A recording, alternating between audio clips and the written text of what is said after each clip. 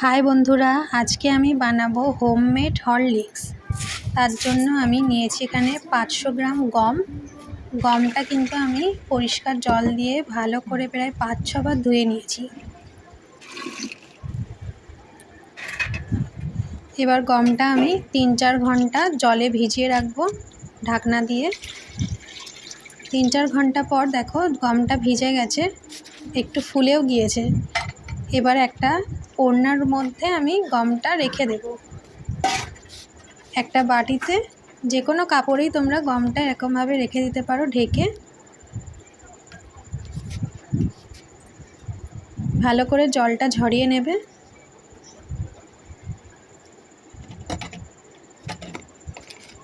এইভাবে কোনো একটা কাপড়ে মুড়ে তোমরা গমটাকে একটা বাটিতে করে রেখে দেবে। আমি 2 দিন রেখে দিয়েছি গম, আর সামান্য একটুখানি অল্প অল্প করে জল দিয়ে ছিটে দিয়ে নিতাম। প্রত্যেক দিন প্রায় 2-3 বার অল্প অল্প জল দিয়ে দিয়ে ছিটে দিয়ে নেবে। দেখো 2 দিন পর আমি গমটা খুললাম, কি সুন্দর অঙ্কুর বেরিয়ে গেছে সমস্ত গমগুলো দিয়ে। দেখো তোমরা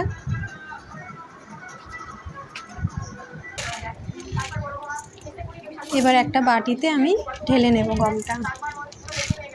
দেখো কি সুন্দরভাবে অঙ্কুর বেরিয়েছে গম দিয়ে। আমি 2 দিন রেখে দিয়েছিলাম।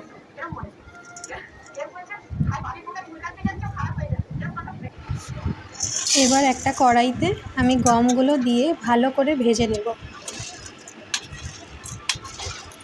প্রায় 20 থেকে 30 মিনিট আমি গমটা ভেজে নিয়েছি।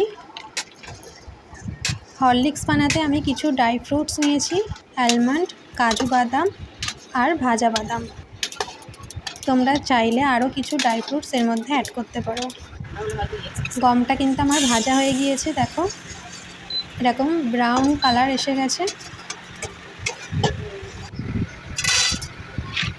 এবার আমি একটা কড়াইতে ভাজা বাদামগুলো দিয়ে ভেজে নেব। সমস্ত ড্রাই ফ্রুটসগুলোও আমি ভেজে নেব এইভাবে। আর এর মধ্যে আমি দিয়েছি 2টো এলাচ।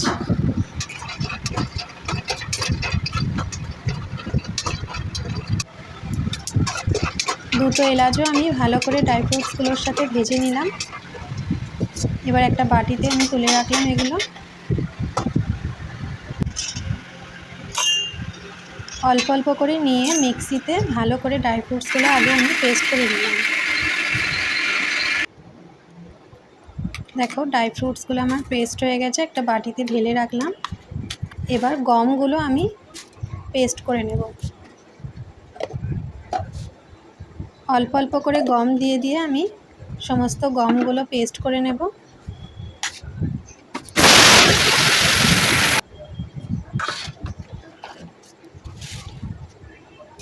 দেখো কি সুন্দর গমগুলো পেস্ট হয়ে গেছে।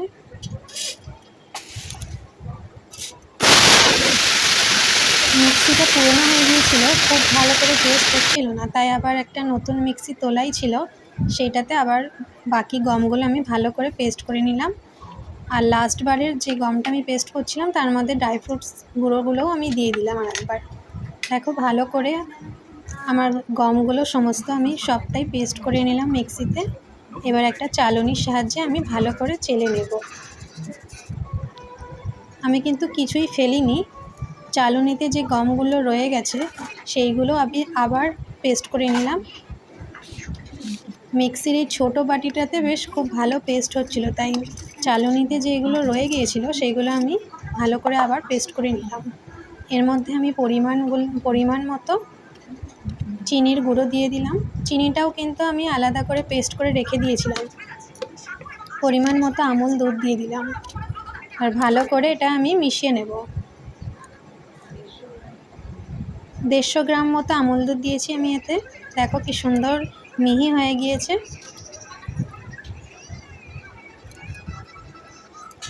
এইভাবে বাড়িতে বানিয়ে তোমরা খাবে, খুবই পুষ্টিকর আর খুবই টেস্টি হয়েছে হরলিক্সটা।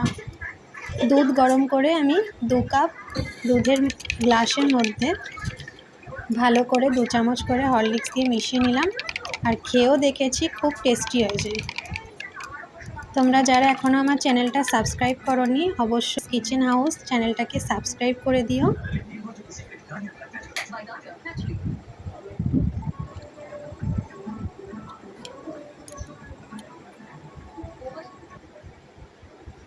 দেখো কতগুলো জারের মধ্যে আমি নিয়ে বসেছিলাম, অনেকগুলো জার, কিন্তু দুটোতেই